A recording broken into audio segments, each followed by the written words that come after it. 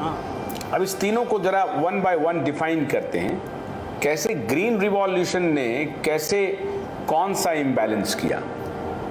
Glucose imbalance किया है। हमारा खून में ग्लूकोज धीरे धीरे से हमारा मुंह में डालने के बाद खून में आने के तक बहुत सारा बायोकेमिकल रिएक्शंस होना है। उसका अंत का परिणाम, अंत लब्ध हमको ग्लूकोज खून में मिलाना है। तो क्या मिला उस ग्रीन रिवॉल्यूशन में? क्या हुआ ये जरा आम दर्शकों को बताइए। या चावल और गेहूं ये लोग हमारे मुंह में डाल रहे हैं। गेहूं और चावल पाचन नाल में 15 से 20 मिनट में हमारा खून के अंदर बाढ़ जैसा ग्लूकोज को मिलावट करने का इंतजाम कर रहे हैं। तो एक ग्लूकोज हमारा खून में 5 ग्राम तक होना चाहिए द होल बॉडी में। तो ऐसा हम गेहूं और चावल खाने से, उसके ऊपर चीनी भी खा रहे हैं हम। सो एक ग्लूकोज इम्बैलेंस, होम्योस्टैसिस बोलते हैं, हमारा खून का होम्योस्टैसिस हम हिला कर रख दिए हैं ये 3 खाद्य को खाने से। ये बहुत अनसाइंटिफिक है।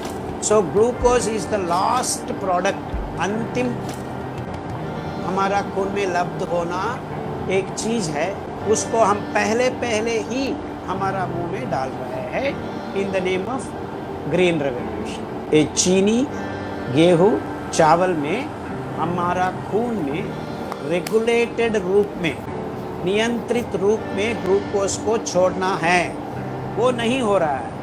हम ग्लूकोज इम्बैलेंस कर बैठे हैं, इसीलिए तो चावल और गेहूं जो आप कह रहे हैं, जिसकी मात्रा हमारे भोजन में सबसे ज़्यादा होती है, तो उस दोनों को हमें छोड़ देना चाहिए? या चावल गेहूं को ये पहले हमारा खाद्य एक प्रकार से सामग्री में नहीं था क्या? क्योंकि मैं आपके मिलेट पर तो बाद में आऊँगा। हाँ, ऑफ कोर्स। सबका whole human history has been filled with C4 foods, a domesticated first grass, documentation भी है।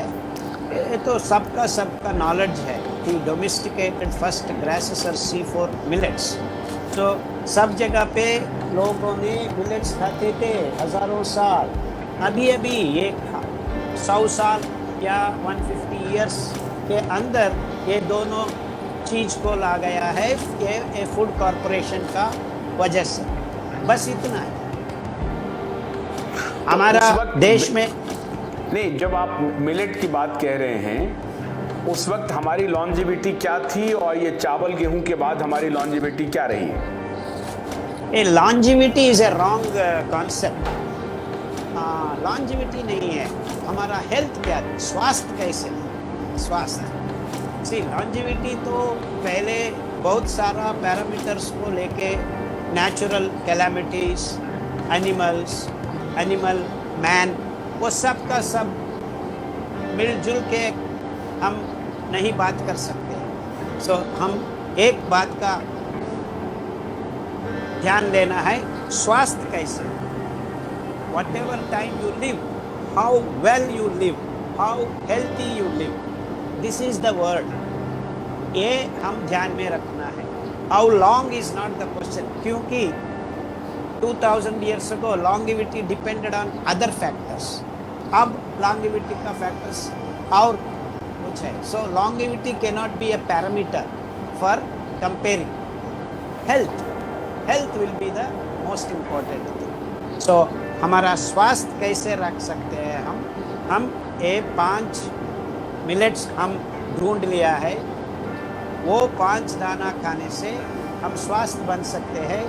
ये दोनों दाना खाने से हम हमारा स्वास्थ्य खो बैठे हैं। बस इतना ही, सीधा साधा है, बहुत सारा। हाँ, तो इतना ये थोड़ा प्रकाश डालेंगे कि ये दोनों दाना को किसने इंट्रोड्यूस किया, इसके पीछे क्या इतिहास है? ये इतिहास यही है कि हमारा ये वराइजा सटाइवा, हमारा चावल का मूला अनाज वराइजा सटाइवा, तो हमारा धरती में थी बहुत 10,000 साल या 20,000 या thousands of years it was there, but it used to grow in a very limited conditions। बहुत सारा इसका क्षेत्र, बहुत परिधि वो विस्तार नहीं थी, कहाँ पानी चाहिए इसके लिए।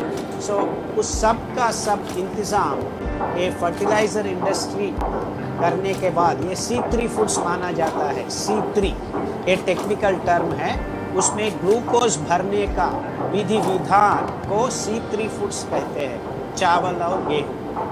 और ये 5 मिलेट्स हम बात क्या कर रहे हैं, उसको C4 फूड्स कहते हैं। वो विधि विधान अलग होता है, इसीलिए हम ग्लूकोज भरने का और दाना बनाने का विधि विधान C4 फूड्स में अलग है। वो पानी नहीं चाहते हैं, इसीलिए हम ये दाना को कहाँ पे भी उगा सकते हैं।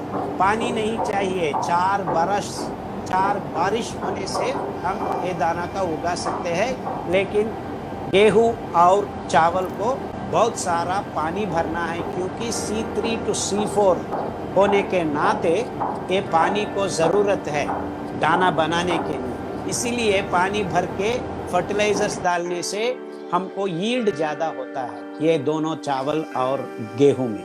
सो यही है technical aspects of this to.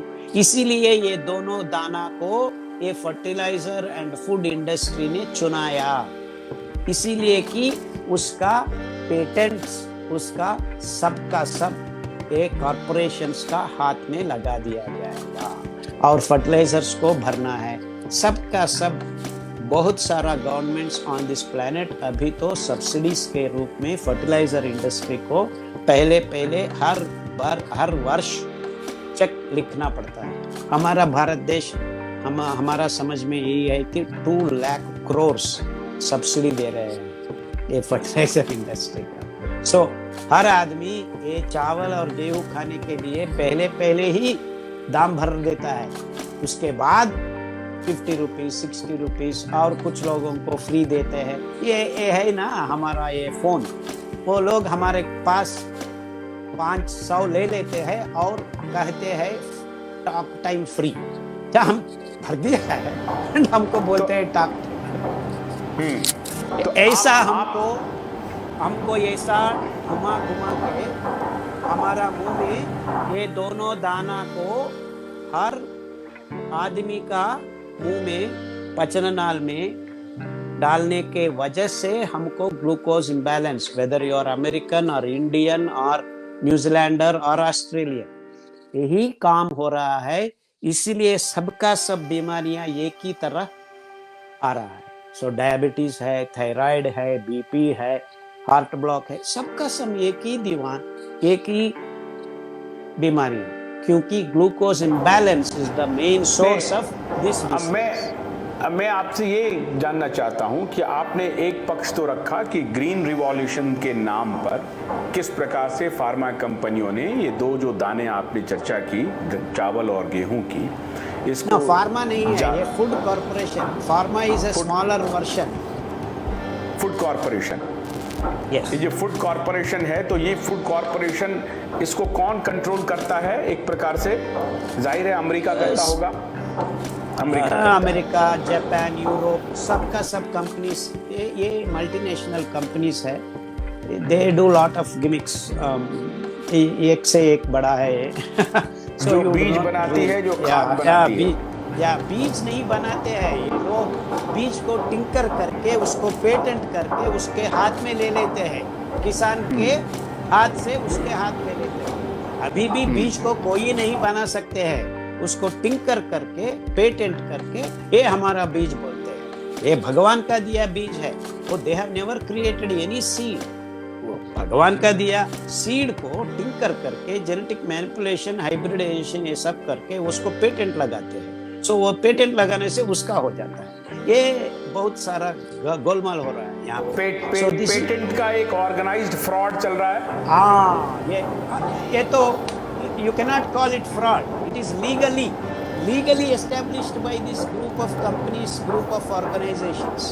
So ये तो लीगल है, इलीगल नहीं कह सकते हैं, क्योंकि वो बहुत लीगल बनाया हुआ है। ये FDA और patent officers in different countries, and it's all well established system. So they have created their laws according Absolutely. to their will Absolutely. and profitability.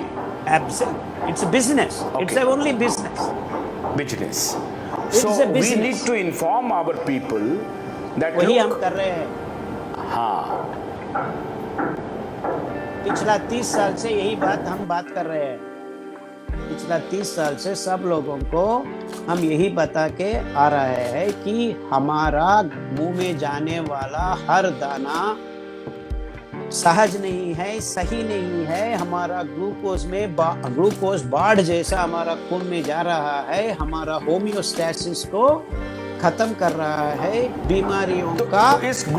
तो ग्लूकोज इम्बैलेंस को कैसे बचा जाए, इसके कैसे बचा जाए, इसका क्या तरीका हो सकता है? तो यही क्या आप है कह रहे हैं साइंस। कि ये इस दोनों दाने को बंद कर देना चाहिए खाना? हाँ, ये दोनों दानों को बंद करने से हम इस ग्लूकोज इम्बैलेंस से बचा सकते हैं हम लोग को। ये कैसे कर सके? तो कुछ खाना है। कुछ खाने के लिए भगवान ने सहज धान्य दिया है। वो धान्य खाने से हमारा पेट के अंदर खून का रिलीज, वितरण धीरे धीरे होता है।